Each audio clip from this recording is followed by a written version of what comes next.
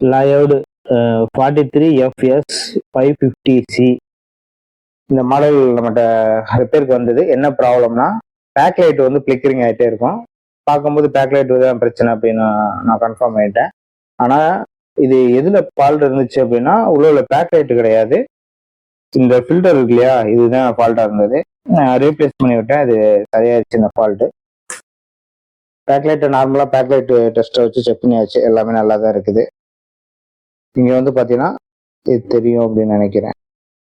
இந்த கெப்பாசிட்டர் வந்து பார்த்தீங்கன்னா டேமேஜ் ஆகிருக்கு பாருங்க, பாசிட்டிவ் டெர்மினல் மேலே டாப்பில் வந்து பார்த்தீங்கன்னா உப்பி போய் இருக்கிறது தெரியும். இதே இந்த டிவியில் உள்ள ஃபால்ட்டு.